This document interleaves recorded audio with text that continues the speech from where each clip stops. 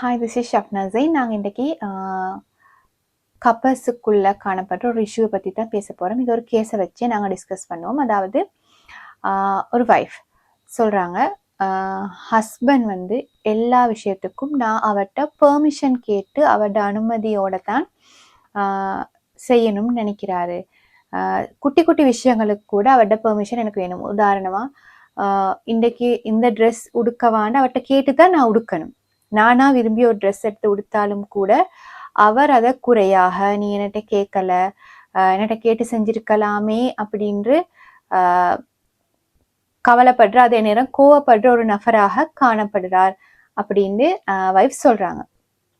So பொதுவாக இந்த விஷயத்தை நாங்கள் எடுத்து பேசினோமாக இருந்தால், ஹஸ்பண்ட் அண்ட் ஒய்ஃபுக்குள்ள 2 பேரும் சேர்ந்து சில விஷயங்களை டிஸ்கஸ் பண்ணி முடிவெடுத்து நடைமுறைப்படுத்துறதுல பிரச்சனை இல்லை.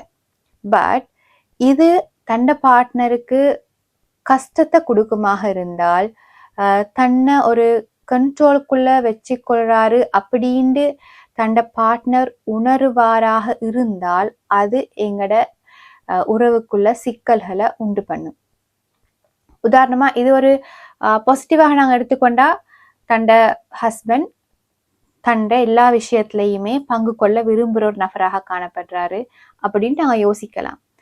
பட் அதே ஓவராக போய் எல்லா விஷயத்துலையும் அவங்க முறைப்பட்ட விஷயம் என்னன்னு சொன்னா, ட்ரெஸ் கூட எனக்கு விரும்பினமா எனக்கு உடுக்கலாம், மற்ற விஷயங்கள் அவர் வந்து இன்வால்வ் ஆனதுக்கு பிரச்சனை இல்லை, அட்லீஸ்ட் அந்த விஷயத்த கூட ஏண்ட விருப்பப்படி எனக்கு செய்யலாதா அப்படின்ற கொஸ்டின் தான் அவங்க முன் வச்சது.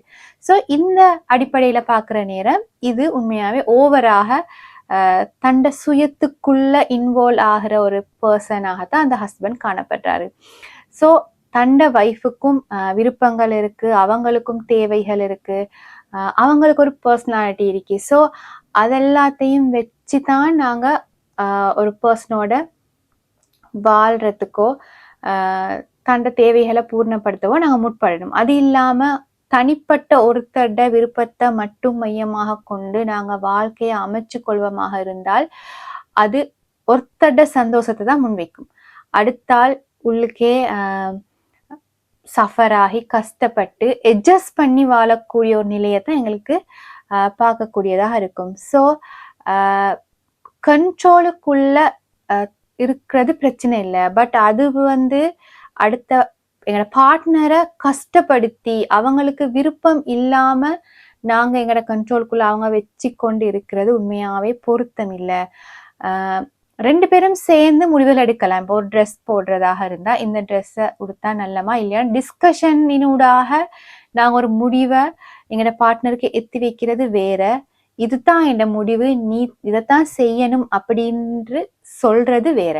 ஸோ இந்த டிஃபரன்ஸ் வித்தியாசத்தை நாங்கள் புரிஞ்சு கொண்டோம்னு சொன்னா எங்களுக்கு இந்த உறவுகளுக்கு இடையில இந்த மாதிரியான இஷ்யூஸ் வராது. ஸோ நீங்க கண்ட்ரோலா வச்சு கொண்டு இருக்கிறீங்களா, இப்படி இல்லாட்டி உண்மையான பாசத்தினால ஓவரா பொசசிவா இருக்கீங்களா அப்படின்ற விஷயத்த 2 பேரும் சேர்ந்து டிஸ்கஸ் பண்ணி சரியான முடிவுகள் எடுக்கக்கூடிய மாதிரி அமைச்சு கொண்டோம்னா எங்களோட கப்பலுக்குள்ள இருக்கிற இந்த முரண்பாட்டு நிலைமையை அல்லது இந்த இஷ்யூவை எங்களுக்கு மினிமைஸ் பண்ணி கொள்ளலாம் நினைக்கிறேன். Thank you so much.